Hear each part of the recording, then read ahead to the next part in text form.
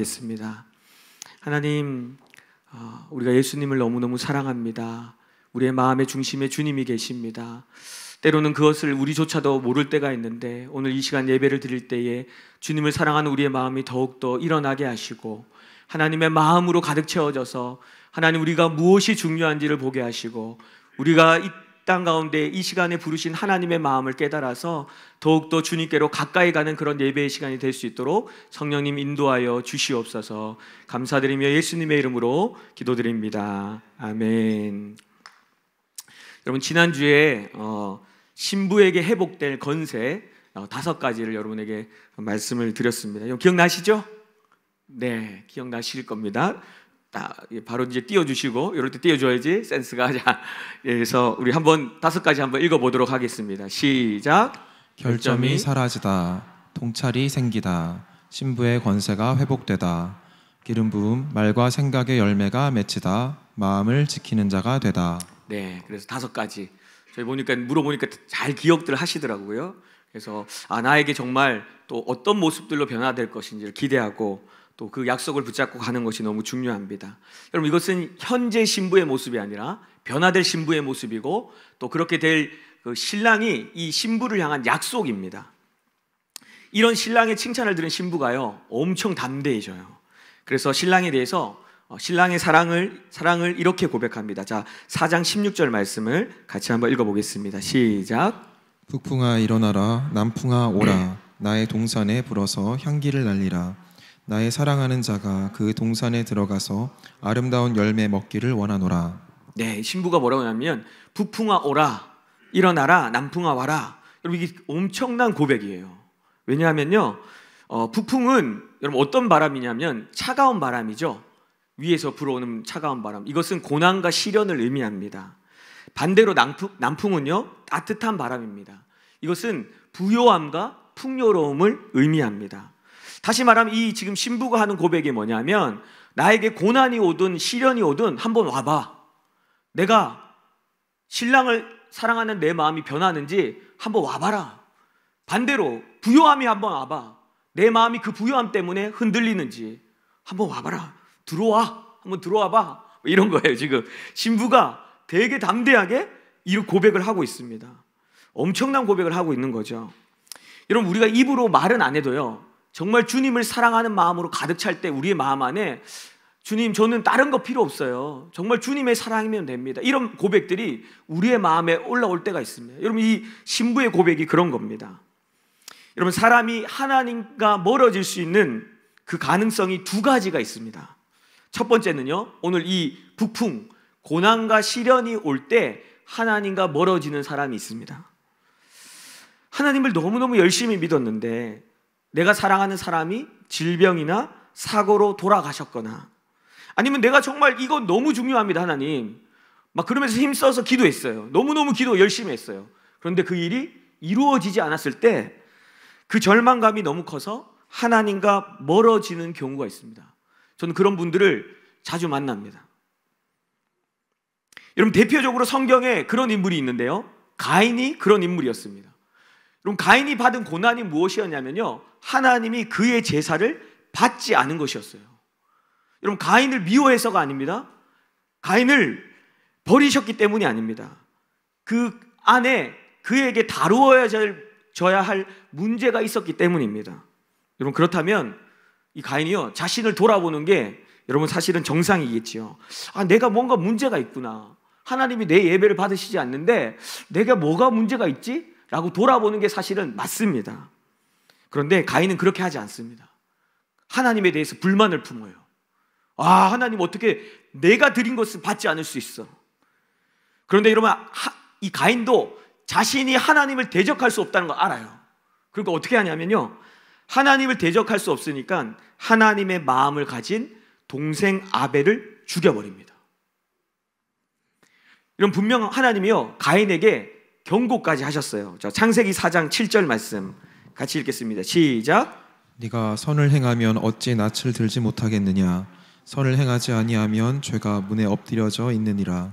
죄가 너를 원하나 너는 죄를 다스릴지니라. 네, 여러분, 세상 사람들 중에서요 하나님에 대한 증오가 있는 사람도 있어요. 이 사람들의 특징이 뭐냐면 하나님 믿는 사람 무조건 싫어해요. 똑같은 원리입니다. 그냥 하나님을 증오하기 때문에 하나님 믿는 사람이 싫은 거예요. 여러분, 하나님을 믿는 사람을 싫어하는 사람들 잘 보면요, 그 안에 보면 하나님께 삐진 사람들 잘 보면 그 속에 하나님에 대한 어떤 미운 마음들이 있을 수 있어요. 여러분, 이 얘기를 하나님이 하셨음에도 불구하고 가인은 하나님을 떠나기로 작정합니다. 그래서 여러분, 동생을 죽여버린 거예요. 하나님 떠나겠다. 또 있습니다.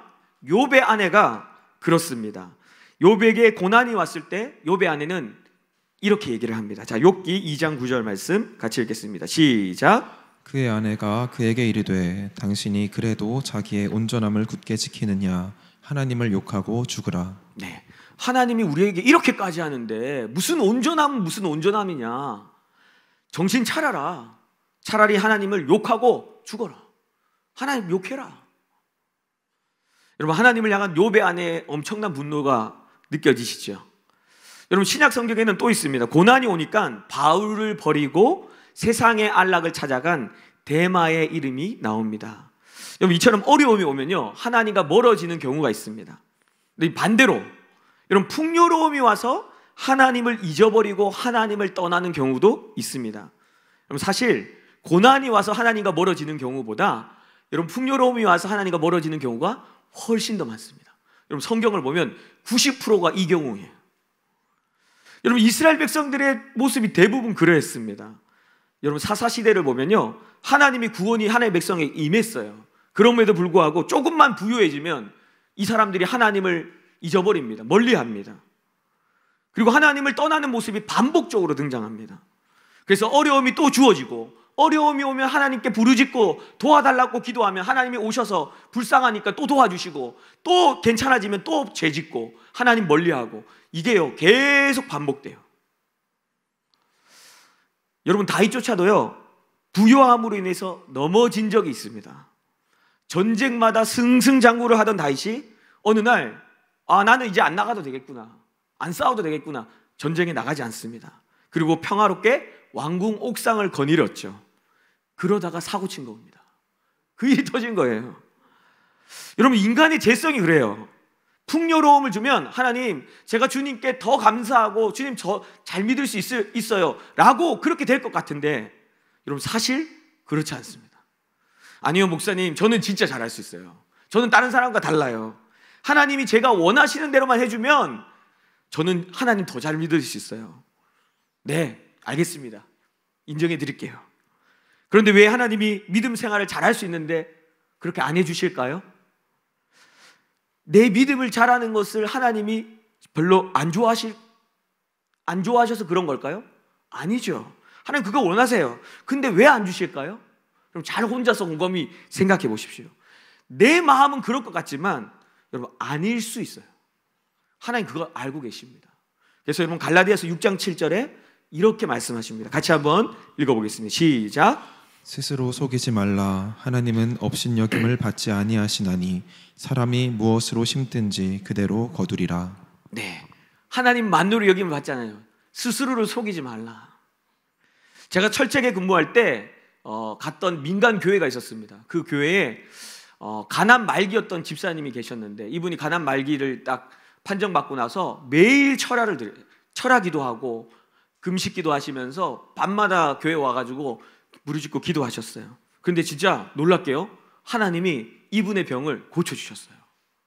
놀랍죠? 그럼 당연 하나님 하실 수 있는 거 믿으십니까? 하나님 그거 고쳐주셨어요. 그런데 진짜 기적은 그 다음에 일어납니다. 그 다음 주에 이분이요, 감사헌금 5만 원을 드리고 나서 그 다음 주부터 예배 안 나오시는 거예요. 골프 치러 가셨어요. 여러분, 기적입니다. 이거는 제가 볼 땐 기적이에요. 제가 제대할 때까지 이분 안 나오셨어요. 여러분, 역사를 보면 풍요로움이 와서 하나님을 찾는 사람은 거의 없습니다. 거의 다 하나님을 떠납니다. 역사는 반복되죠. 이스라엘 백성들이 힘든 강야를 지나갈 때는 하나님께 딱 붙잡으면 하나님 도와주십시오, 하나님 살려주십시오, 하나님 철저하게 의지했습니다. 그러나 가나안 땅에 들어가서 풍요로움을 경험하자 하나님을 떠나버려요. 제가 몇 달 전부터 이제 보니까 최유석 강사님이 수요일날 호세아 설교를 하시더라고요.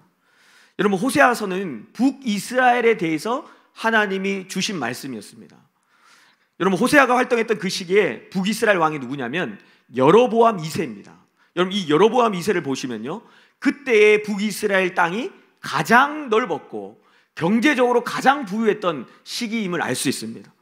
영적으로 가장 타락하고 어두웠던 그 시기, 그래서 하나님이 선지자를, 가장 탁월한 선지자를 많이 보냈던 호세아, 요나, 아모스, 여러분 남유된 이사야까지 같은 시대입니다. 여러분, 쟁쟁한 선지자들 다 보냈던 그 시대. 근데 그때가 가장 영적으로 어두웠다는 거예요. 그런데 어떻게 부유함을 주셨죠, 하나님이? 여러분, 그들이 잘해서 부유함을 주신 게 아니었어요. 그들에게 주시는 마지막 기회로 주신 것이었습니다. 무슨 말이냐? 여러분, 사형수가 죽기 전에 사형수한테 특식 주시는 거 아십니까? 여러분, 이거 무서운 겁니다. 북이스라엘 백성들이 하나님께 계속 이렇게 얘기했어요. 범죄하면서 하나님, 우리에게 풍요함을 주시면, 이 소원 들어주시면, 이거 해주시면 하나님 저희 잘 믿을게요, 잘 섬길게요.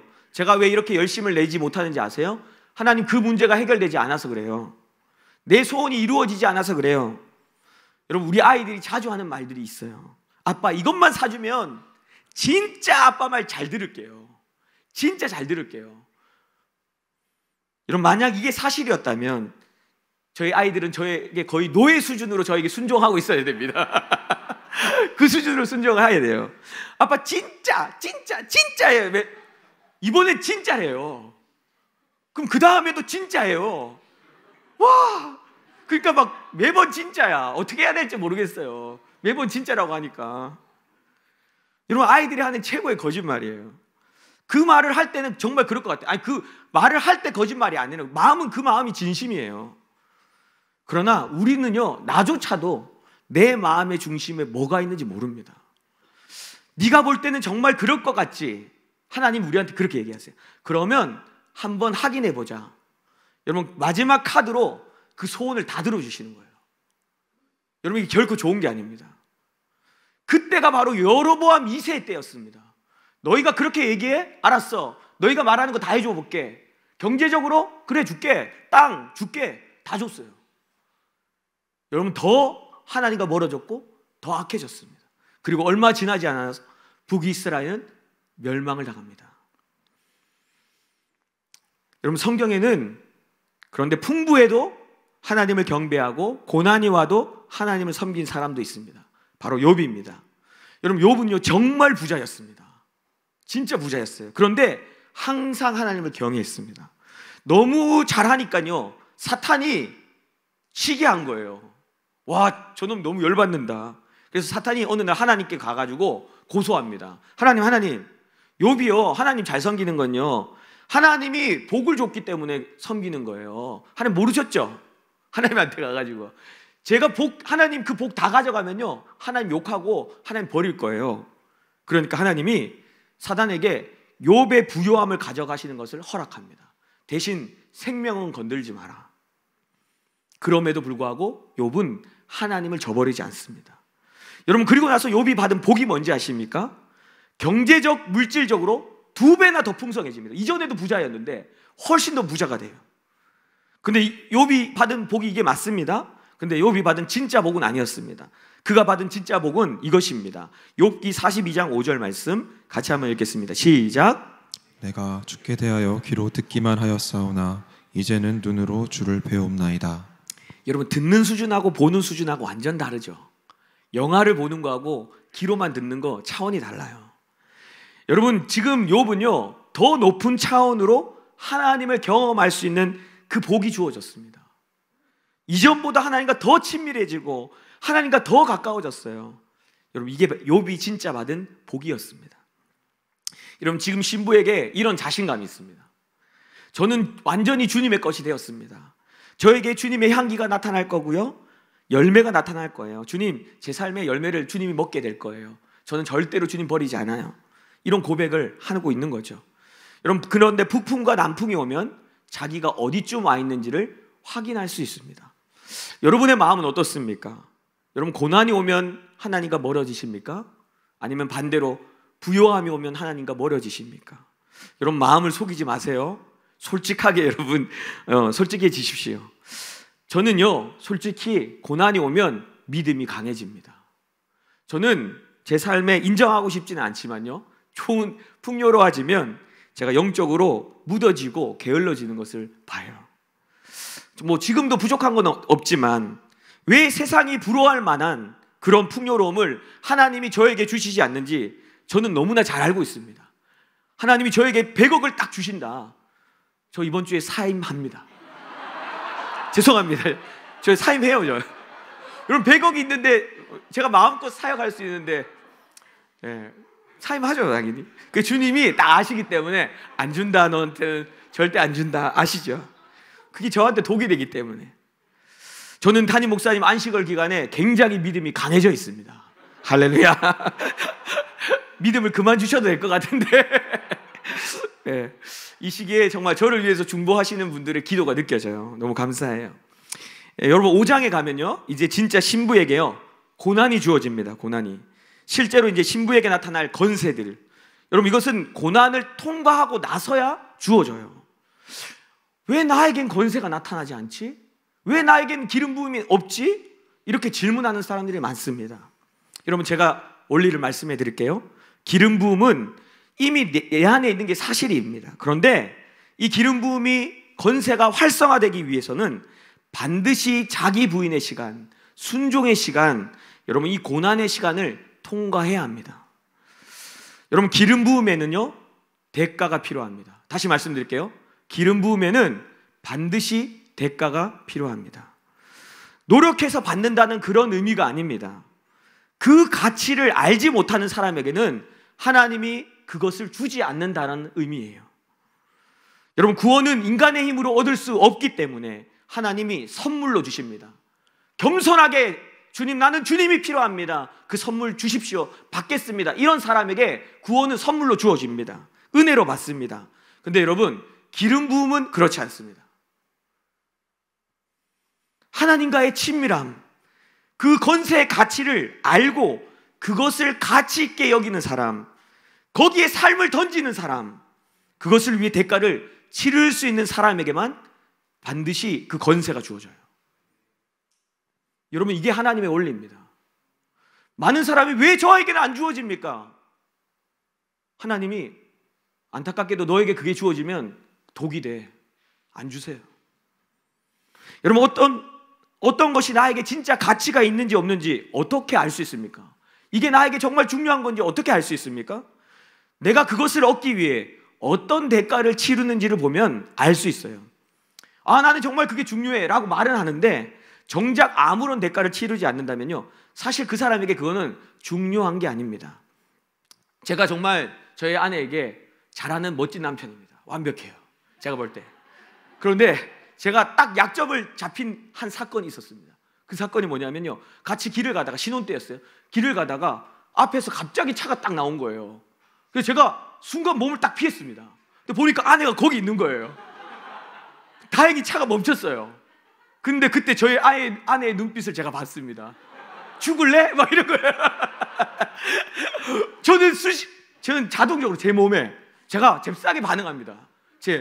저는 아내한테 얘기했죠. 생명을 줄 수 있다. 근데 제 몸이 언제 잽싸게 저는 반응하고 아내는 거기 그대로 있고 제가 깜짝 놀랐어요. 와, 큰일 났구나. 이제 큰일 났구나. 거기에 이제 약점을 잡혀가지고 제가 이렇게 지금까지 살고 있는데 네. 이게 아닌데 제가 네. 여러분 이게 이제 내가 어떤 대가를 치르느냐가 진짜 가치 있는 걸 보여줘요. 여러분 예수님에게요 여러분은 정말 가치 있는 분이 맞으세요. 예수님에게 정말 여러분 존귀한 분이세요. 어떻게 알 수 있냐고요? 여러분을 얻기 위해 저를 얻기 위해서 예수님이 생명을 치르셨기 때문이에요. 말로 하신 게 아닙니다. 너 정말 나에게 중요해. 자기의 생명을 주셨어요. 너는 내 목숨보다 귀하다. 그것을 보여주신 거죠. 로마서 5장 8절 같이 한번 읽어보겠습니다. 시작. 우리가 아직 죄인 되었을 때에 그리스도께서 우리를 위하여 죽으심으로 하나님께서 우리에 대한 자기의 사랑을 확증하셨느니라. 네, 여러분 예수님이 나를 정말 귀하게 여기시는 거 확실합니다. 아멘이시죠? 여러분 더 이상 의심하지 마세요. 반대로 나에게 예수님은 정말 얼마나 중요한가, 나에게 예수님의 건세는 얼마나 중요한가. 저는 믿음의 대가들이 너무 부러워가지고요, 그분들의 책을 거의 다 사서 봤습니다. 이분들이 어떻게 그렇게 되셨는가. 그런데 깨달은 게 있습니다. 하나같이 이분들은 하나님 나라의 건세와 그 기름 부음을 최고의 가치로 여겼다는 거예요. 그리고 그것을 위해 그들이 치른 대가들이 있었습니다. 여러분, 사장에서 신부가 이미 너가 얻게 될 건세를 약속으로 신랑에게 받았습니다. 그 그림을 보여줬습니다. 근데 여러분, 5장의 시간을 통과하지 않으면요, 그것은 현실이 되지 못합니다. 그래서 여러분, 5장에 신부에게 기름 부음에 대한 일종의 시험, 고난이 주어집니다. 자, 5장 1절 같이 한번 읽겠습니다. 시작. 내 누이 내 신부야, 내가 내 동산에 들어와서 나의 모략과 향 재료를 거두고 나의 꿀송이와 꿀을 먹고 내 포도주와 내 우유를 마셨으니 나의 친구들아 먹으라, 나의 사랑하는 사람들아 많이 마시라. 네, 지금 신랑이 신부를 찾아왔어요. 그런데 신랑의 모습이 평소에 보던 모습하고 다릅니다. 내 신부야, 내가 이렇게 되는데, 여러분 원래 원어는 내가가 없습니다. 내 신부야, 내 동산에 들어와서 모략과 향재료를 거두고 나의 꿀송이와 꿀을 먹으라. 이게 무슨 말이냐면요, 모략과 향은 뭘 의미한다고요? 자기 부인과 기도, 그 얘기했어요. 계속해서 얘기했습니다. 지금 신랑의 모습이요, 이전에는 능력 있고 멋지고 위대한 그런 모습이었는데, 지금 나에게 오는 신랑의 모습은 자기 부인과 기도의 삶을 친히 보이고 있는 신랑의 모습이에요. 그리고 거기서 나오는 꿀송이와 그 열매를 먹고 있습니다. 그러면서 신부한테 이렇게 얘기하는 거예요.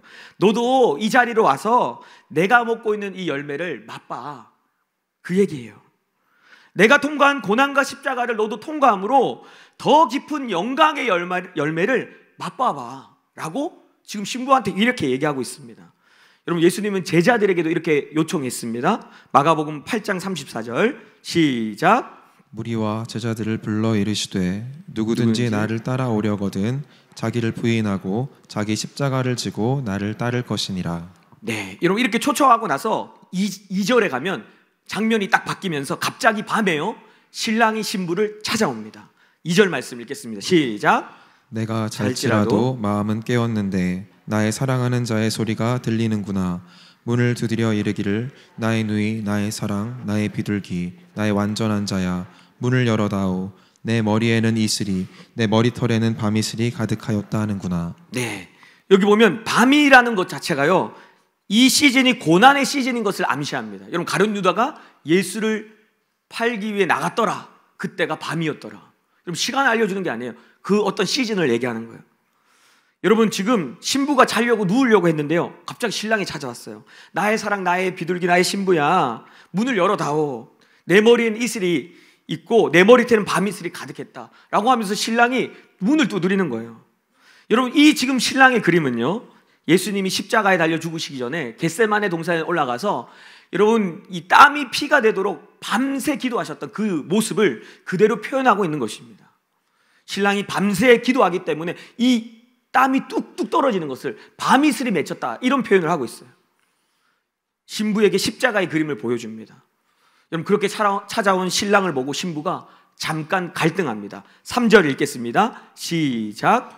내가 옷을 벗었으니 어찌 다시 입겠으며 내가 발을 씻었으니 어찌 다시 더럽히랴마는. 네, 이미 잘 준비를 다 끝냈고 옷을 벗었는데 발을 씻었는데 어떻게 하지?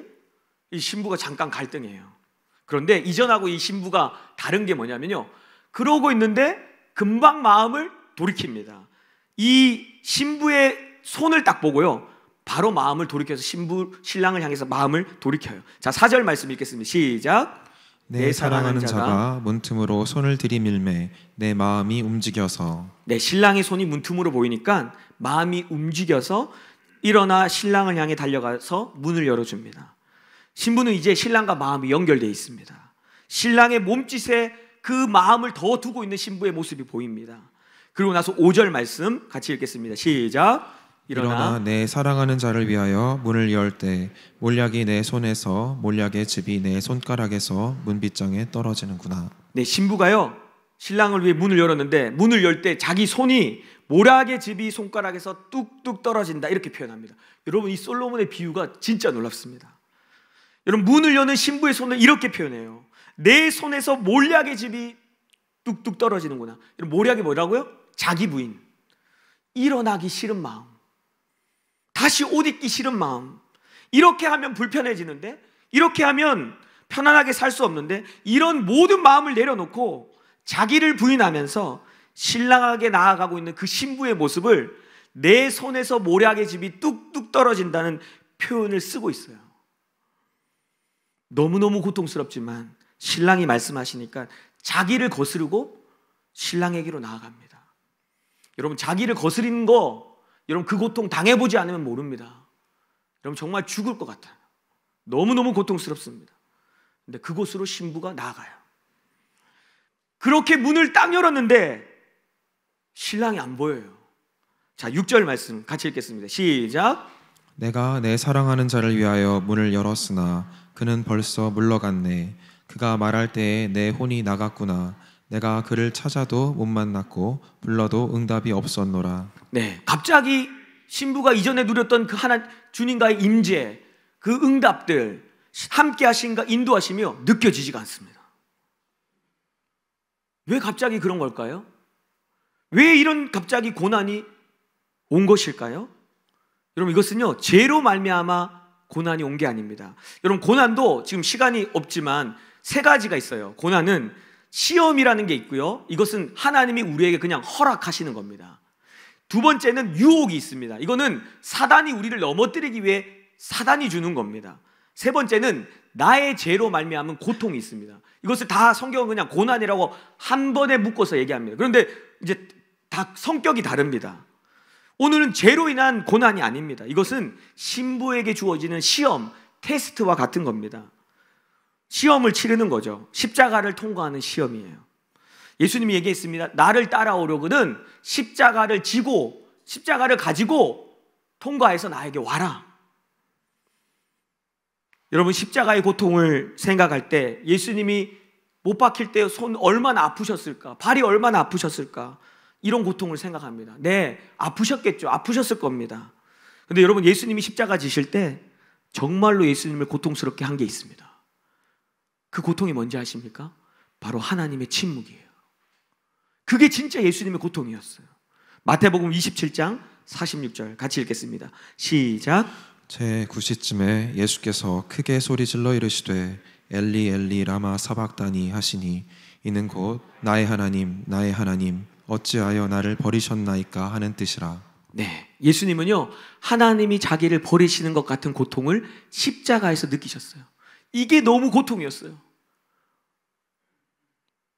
여러분, 우리가 십자가를 경험할 때도 여러분 동일해요. 십자가를 지고 따르라고 얘기하잖아요. 여러분, 내 삶에 물질의 어려움이 올 수 있습니다. 관계의 어려움이 올 수 있고 뭐 다른 어려움이 올 수 있어요. 근데 진짜 나를 힘들게 하는 게 뭔지 아십니까? 하나님이 나를 버린 것 같은 기분이 올 때예요. 하나님의 침묵입니다. 하나님 왜 저를 안 도와주시죠? 하나님 능력 있으시잖아요. 하나님 왜 이 질병 안 고쳐주시죠? 여러분, 이 마음이 우리를 진짜 힘들게 만들어요. 그런데 여러분, 이게 바로 십자가를 통과하는 테스트라는 거예요.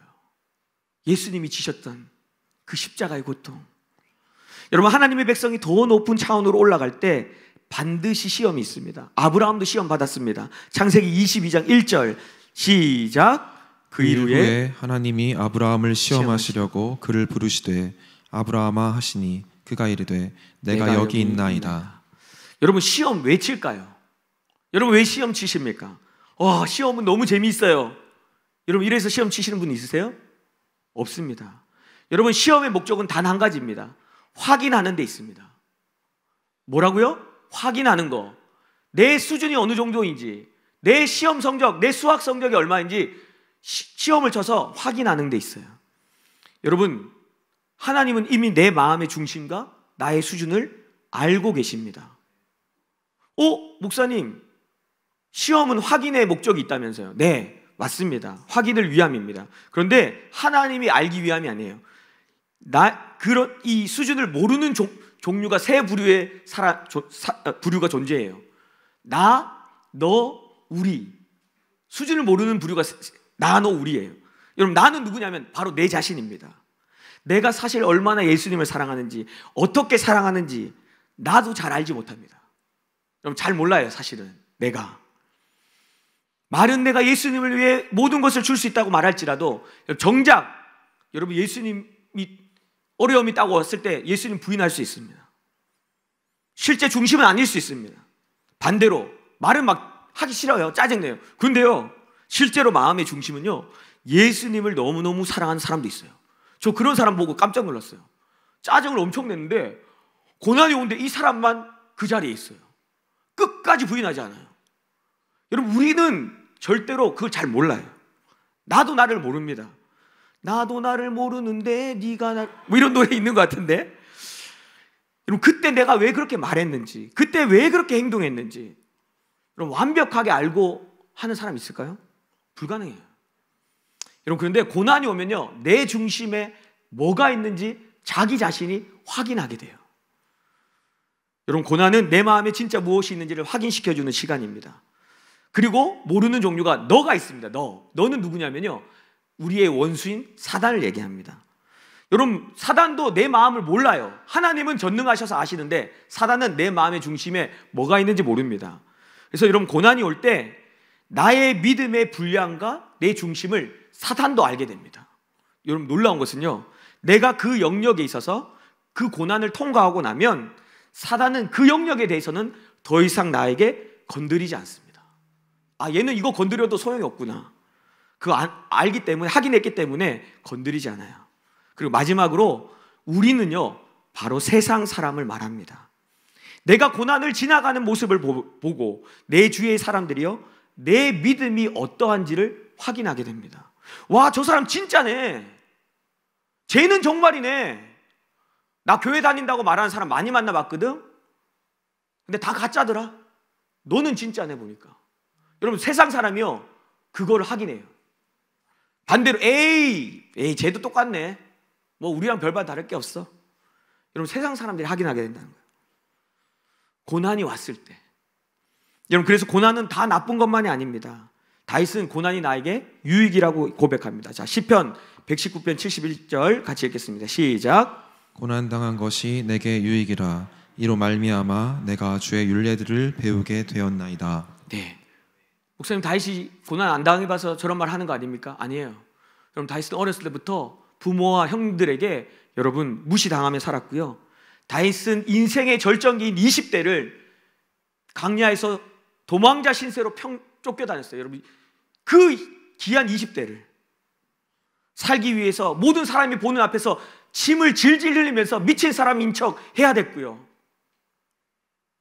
자기와 생사고락을 같이 했던 사람들이요 자기 동료와 부인을 빼앗겼다고 자기에게 돌을 들여서 쳐 죽이려고 하는 경험도 했습니다. 뿐만 아니라 자기 아들이 자기를 죽이려는 경험도 했어요. 여러분 이 정도 고난 받았으면 고난 좀 받았다고 말할 수 있지 않습니까? 그럼에도 다윗은 고난이 나에게 유익이라고 얘기해요.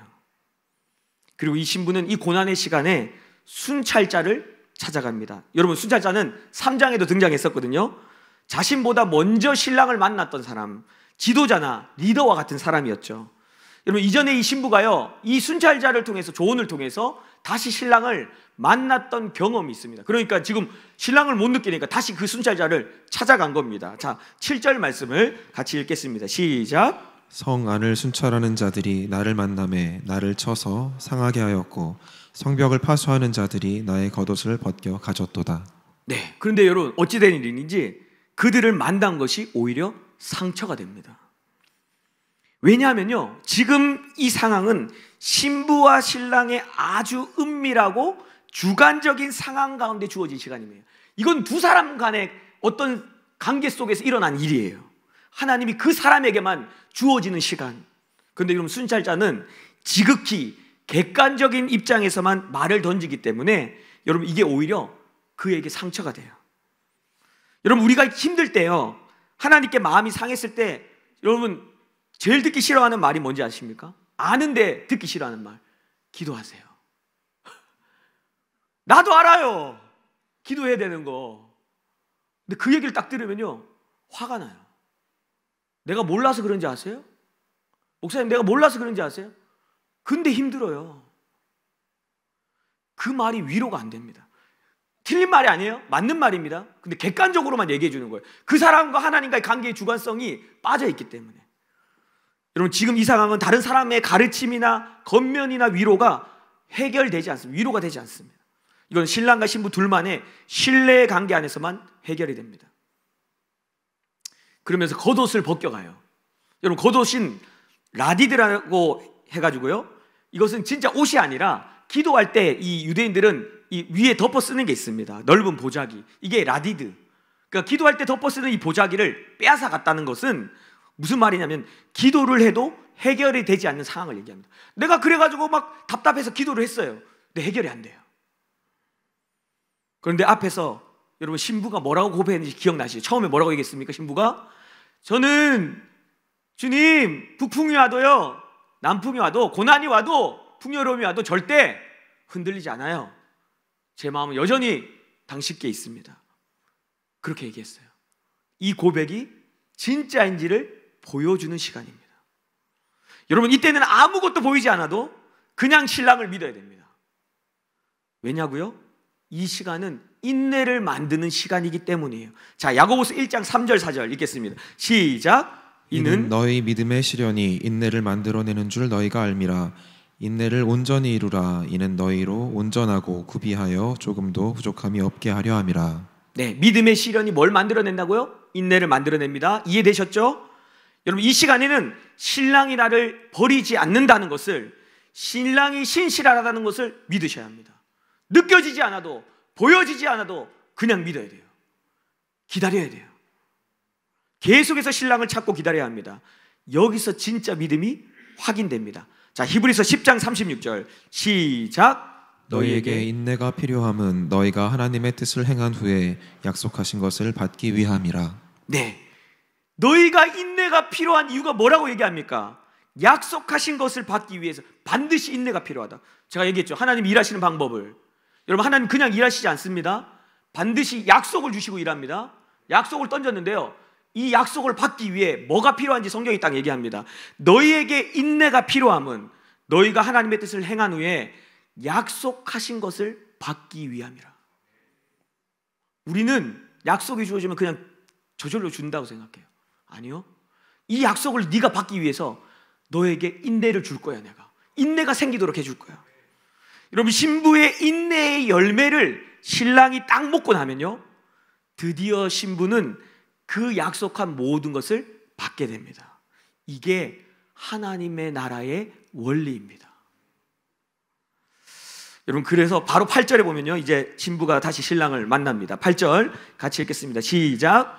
예루살렘의 딸들아, 너희에게 내가 부탁한다. 너희가 내 사랑하는 자를 만나거든 내가 사랑함으로 병이 낫다고 하려무나. 네, 이것은 못 만나서 얘기하는 게 아니라 신랑을 만나고 나서요, 신랑을 너무나 갈망하고 기다렸다는 것을 마치 다른 사람에게 얘기하는 거예요. 나 얼마나 신랑 기다렸는지 아니? 그거 얘기 좀 해줘 라고, 이런 표현이에요. 오히려 그러면서 만났습니다.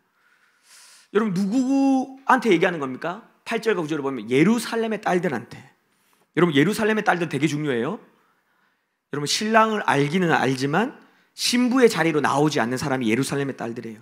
믿음의 여정을 뛰어들지 않고 그냥 구경하는 사람, 멀리서 신앙을 구경하는 사람, 여러분, 이 사람들이 예루살렘의 딸들입니다.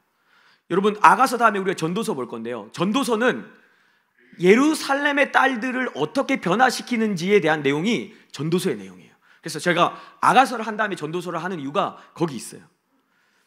자, 그러면서요, 이 예루살렘의 딸들이 구경만 했습니다. 구경꾼들이. 근데 신부가 이렇게 하는 모습을 보고요, 갑자기 충격을 받아요. 그러면서 두 가지 질문을 이 신부에게 예루살렘의 딸들이 던집니다. 첫 번째 질문이 뭐냐면 9절 말씀 같이 한번 읽겠습니다. 시작.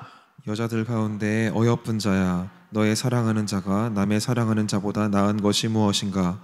너의 사랑하는 자가 남의 사랑하는 자보다 나은 것이 무엇이기에 이같이 우리에게 부탁하는가? 자, 예루살렘의 딸이 첫 번째로 질문하는 게 뭐냐면, 신부한테 네가 사랑하는 그 신랑이 다른 신랑보다, 다른 것보다 나은 게 뭐냐? 돈보다, 즐거움보다, 편안함보다 대체 뭐가 낫길래 네가 그렇게 행동하냐? 아니, 예수님이 그렇게 좋아? 어떻게 내가 그렇게까지 행동할 수 있어? 그런데 그렇게까지 변할 수 있어? 이 질문을 예루살렘의 딸들이 던지면서 궁금해하기 시작해요. 신랑에게 관심을 갖기 시작합니다. 여러분, 그래서 제가 읽지 않을 건데요, 10절부터 16절 눈으로 한번 보세요. 여러분 성경에 요거는요, 신부가 거기에 대한 질문에 신랑 되신 예수님이 얼마나 멋진 분인지를 예루살렘의 딸에게 설명해 주는 거예요. 내 신랑이 얼마나 멋진 분인지 알아? 쫙 설명해 주는 내용이 여기 있어요. 요거는 제가 넘어갑니다. 그리고 나서 두 번째 질문이 6장 1절에 나옵니다. 6장 1절 같이 읽겠습니다. 시작. 여자들 가운데에서 어여쁜 자야, 내 사랑하는 자가 어디로 갔는가? 내 사랑하는 자가 어디로 돌아갔는가? 우리가 너와 함께 찾으리라. 네, 예루살렘 딸의 두 번째 질문이 뭐냐면, 내가 사랑하는 그 신랑이 어디에 계시냐? 여러분, 이제 예루살렘의 딸들도 궁금한 거예요. 어디로 가면 만날 수 있어? 어디로 가면 그 신랑 만날 수 있는데 나한테 좀 알려줘. 내가 너랑 같이 찾겠다. 여러분, 처음에 이 신부는요, 신랑이 어디 있는지도 몰랐어요. 그런데 어디로 가면 이제 신랑을 만날 수 있는지 이 신부는 정확하게 알고 있습니다. 2절 말씀 같이 읽겠습니다. 시작. 내 사랑하는 자가 자기 동산으로 내려가 향기로운 꽃밭에 이르러서 동산 가운데에서 양떼를 먹이며 백합화를 꺾는구나. 네, 내 사랑하는 예수님이요, 뭐 하고 있는지 얘기해 주는데 동산에 가셔서 양떼를 먹이시고 백합화를 꺾는구나. 여러분, 이 백합은 히브리어로 수산인데요, 정결함을 의미합니다. 그러니까 그리고 이 꺾다라는 단어가 사실 이 번역을 좀 잘못했는데, 꺾다, 라카트라는 단어인데요, 주워 담다, 모으다라는 의미입니다. 원래는. 그러니까 예수님이 뭘 하고 있냐, 지금 신랑이 뭘 하고 있냐, 동산에서 양떼를 먹이고 계시고 이 하나님의 백성들의 정결함, 거룩함을 주워 담고 계시는 거예요. 신부가 이걸 안 겁니다. 예수님께서 성도들을 돌보고 계시고 성도들의 그 거룩한 삶을 지금도 주워 담고 계시는구나. 여러분, 우리가 주님 앞에 거룩하게 산 삶은요, 절대 사라지지 않습니다. 예수님이 다 주워 담으세요. 다 주워서 담으세요. 그래서 거룩한 삶이 너무너무 중요합니다. 제가 한 신문기사에서 지금도 올려져 있더라고요. 제가 키어 축제 하는데, 여러분, 동성애 축제 이거를 허락해야 된다고, 이 코로나 기간에 뭐 교회는 다 막으면서 허락해야 된다고 기자가 기사를 썼어요. 근데 그 이유를 쭉 설명하면서 마지막 이유로 이렇게 돼 있어요. 하나님은 죄송합니다. 하나님은 다양성을 만드신 분이다. 하나님은 다양하신 분이시다. 그래서 허락해야 된다는 거예요. 제가 진짜 댓글 안 다는데 댓글 달았습니다. 밑에다가. 하나님을 너무 모르시는군요. 하나님의 가장 중요한 성품은 거룩입니다. 아멘이십니까? 여러분, 하나님은 지금도요, 하나님 백성의 거룩함을 주워 담고 계세요. 그래서 우리의 삶의 거룩이 너무 중요해요. 말씀의 결론을 맺겠습니다. 여러분, 이번 주가요, 고난 주간입니다. 여러분, 고난 주간의 핵심은 고난이 아닙니다. 여러분, 십자가를 통과하면서 주어지는 영광을 바라보는 거예요. 영광을 향해 나아가는 겁니다. 그런데 왜 고난이냐? 왜 고난 주간이 필요하냐? 여러분, 영광으로 바로 갈 수가 없기 때문이에요. 여러분, 영광으로 가려면 반드시 고난과 십자가를 통과해야 합니다. 여러분, 이 신부는요, 고난의 테스트를 통과하고 나서 강력한 권세와 기름 부음을 가진 자로 지금 서 있는 걸 보게 됩니다. 제가 읽지 않았는데요, 6장 3절부터 10절까지 내용은요, 이제는 약속이 아니에요. 실제로 변화된 신부의 모습이에요. 성취된 신부의 모습이에요. 이 시간을 통과하니까 신부가 변했습니다. 여러분, 지금 고난 때문에 낙심하고 있지 않습니까? 여러분, 지금은 포기할 때가 아닙니다. 여러분, 이 시간이 나를 무너뜨리기 위해 주어진 시간이 아니라 나를 진짜로 만드는 시간이기 때문입니다. 여러분의 삶에 어려움이 왔습니까? 여러분, 내 믿음을 보일 수 있는 기회입니다.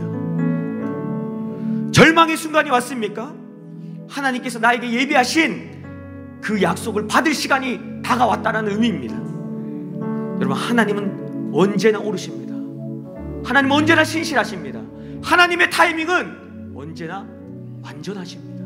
아멘. 마지막으로 이 말씀 함께 읽겠습니다. 이 말씀 읽고 우리 찬양하겠습니다. 히브리서 10장 35절 36절 같이 큰 소리로 읽겠습니다. 시작. 그러므로 너희 담대함을 버리지 말라. 이것이 큰 상을 얻게 하느니라. 너희에게 인내가 필요함은 너희가 하나님의 뜻을 행한 후에 약속하신 것을 받기 위함이라. 아멘. 우리 모두가 주님이 약속하신 그 약속을 받게 될 것을 믿습니다. 아멘. 우리 이렇게 찬양하며 나갑시다.